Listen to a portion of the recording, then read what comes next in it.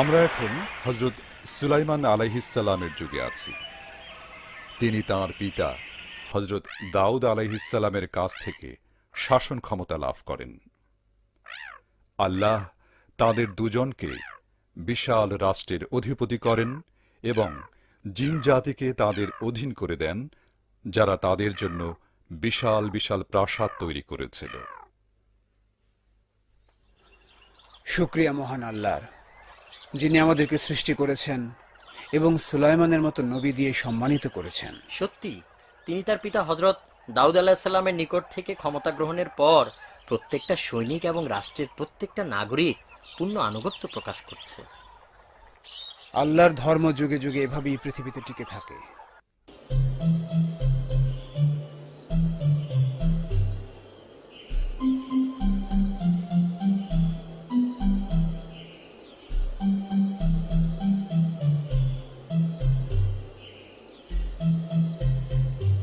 জলদি করো, আমাদের সূর্যাস্তের পূর্বেই সেখানে পৌঁছাতে হবে। কিন্তু বোঝাটি খুবই ভারী, আমরা আগামীকাল করতে পারি না? আজকের কাজ কখনো আগামীকালের জন্য ফেলে রেখো না, এটা আব্বুর উপদেশ। কিন্তু শস্য দানাগুলো খুব ভারী এবং আমাদেরকে অনেক দূর যেতে হবে। আমরা অলস নই, একেবারে কাজ শেষ করে তারপর বিশ্রাম। এদিকে আসো, জলদি করো, আমরা ঢিবির কাছেই চলে এসেছি।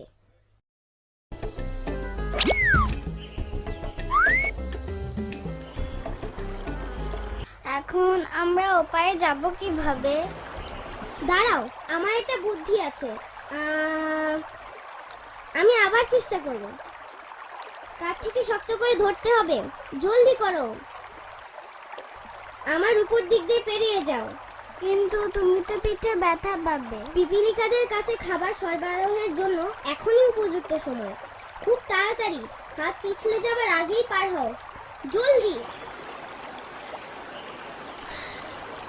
শুকরিয়া, সবাই ঠিকঠাক পার হয়েছে।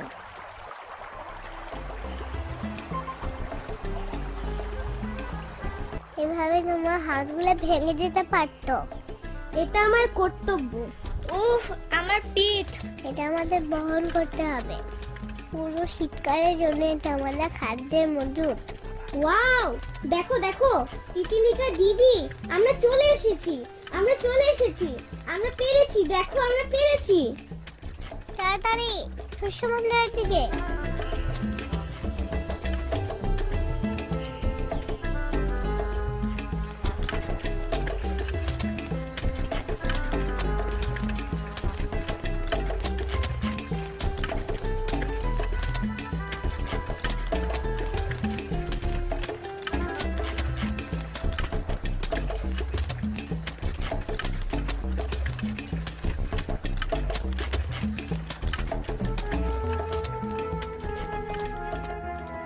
শুকরিয়া আল্লাহর, তুমি আমাদের বিশ্বাসী বানিয়েছ। সকল প্রশংসা তোমার, যে তুমি আমাদের নবী সুলাইমানের সময় সৃষ্টি করেছ, যিনি আমাদের ভাষা বোঝেন, যিনি সকল পশু পাখি এবং জিনেদের ভাষা বোঝেন।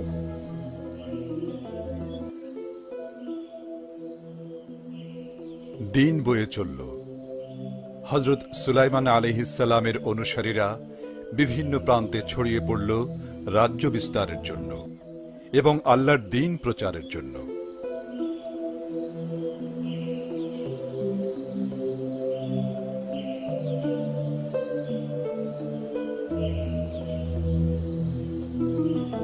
গাছে প্রচুর ফল ধরেছে এবং শস্যের ফলনও ভালো হয়েছে। এটা আল্লাহর বিশেষ রহমত, যা আমরা পেয়েছি নবী সুলাইমানের দোয়ার জন্য। ঠিক তাই, এবং তার পূর্বে তার পিতা দাউদ আলাইহিস সালামও সবসময় আল্লাহর প্রশংসা করতেন। শুকরিয়া আল্লাহর, আমাদেরকে মুসলমান বানানোর জন্য।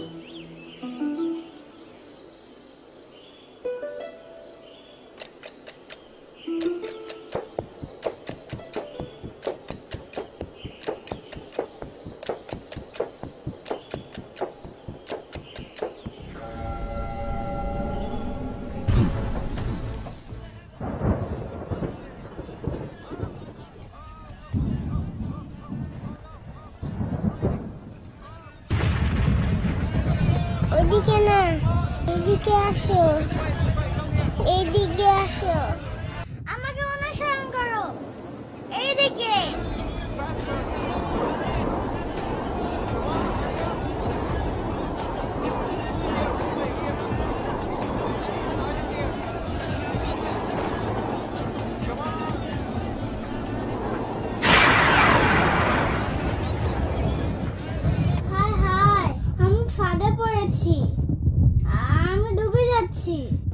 সাহায্য করো, সাহায্য করো, আমাকে সাহায্য করো, আমাকে আমাকে একা ফেলে যেও না, আমি ডুবে যাচ্ছি, ডুবে গেলাম যে, সাহায্য করো, সাহায্য করো। অপেক্ষা করো বন্ধু, আমি আসছি, দ্রুত করো, আমি পারছি না, ডুবে যাচ্ছি, ডুবে। ওকে বাঁচানোর জন্য কিছু একটা করতেই হবে। ও দারুণ, একটা ফুল পড়েছে পানিতে, আমি ওটাকে নৌকা বানাতে পারি।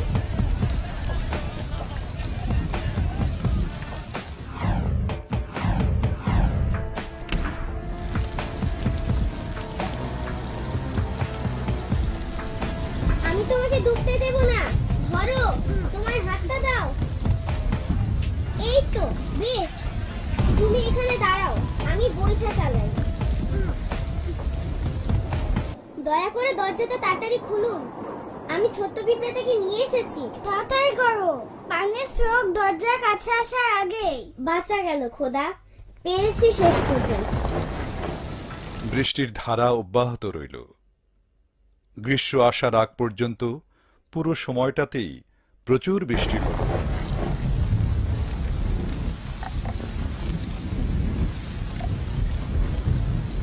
প্রতিদিনই থেকে থেকে বৃষ্টি হতো।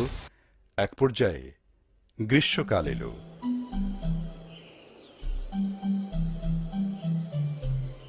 পিপিলিকা রাজ্যে আবার প্রাণচাঞ্চল্য ফিরে এলো।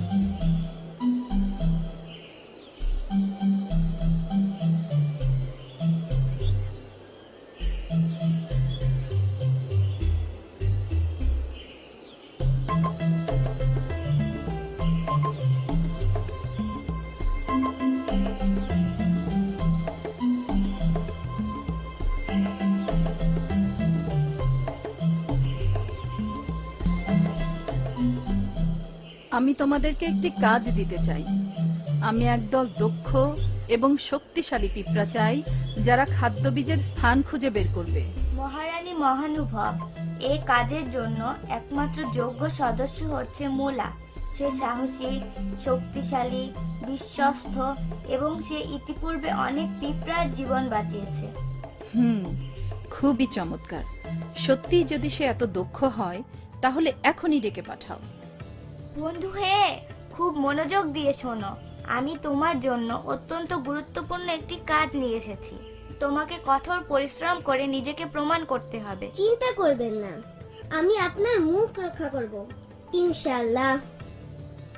সৌভাগ্যক্রমে আমার একজন ছোট্ট বন্ধু আছে, যে ঠিক ঠিক জানে কোথায় শস্য দানা পাওয়া যায়, এবং আমি আজই তার সঙ্গে কথা বলবো।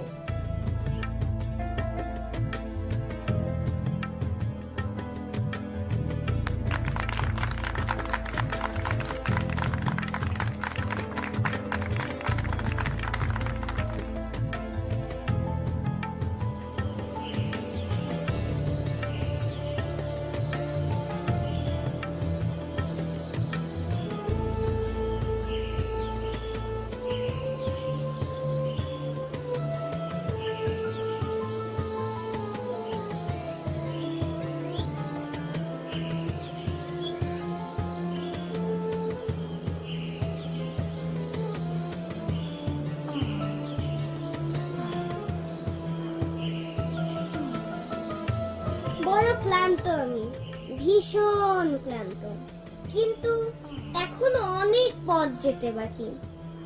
না না না, আমার তো একটা মহৎ উদ্দেশ্য আছে।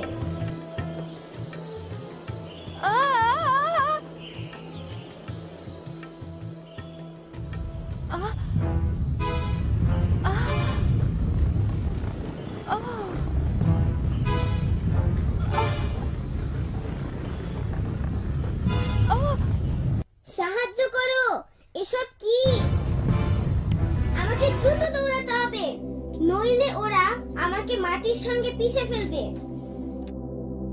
না, আমি দ্বিধা করব না, আমাকে আমার সাথীদের বাঁচাতে হবে। যদি আমি আমার কর্তব্য পালন না করি, তাহলে আমার শক্তির কি দাম? সুলাইমান আলাইহিস সালামের বাহিনীতে যোগ দিয়ে আমি সম্মানিত। আমিও আল্লাহকে বিশ্বাস করি এবং তার নবীদেরও। এটা আমাদের সবাইকে শেষ করে দিবে। এ দেখছি এক বিশাল বাহিনী, এবং তাদের যে কেউ আমাকে পায়ে পিষে ফেলতে পারে। হে আল্লাহ, এরা দেখছি আবার পিপিলিকার ডিবির দিকে যাচ্ছে। এখন দেখছি আমার সব সাথীরাই মারা পড়বে। তাদেরকে জলদি সাবধান করতে হবে। সৈন্যরা দেখছি এই পথেই আসছে। আমি বরং এদিকেই যাই, দেখি তাদেরকে বাঁচাতে পারি কিনা। এই তো এসে গেছি। এই বন্ধুরা, শোনো, তোমরা তাড়াতাড়ি করে ঘর থেকে বেরিয়ে যাও। সুলাইমানের সেনাবাহিনী তোমাদের পিষে ফেলবে। ওরা এদিকেই আসছে।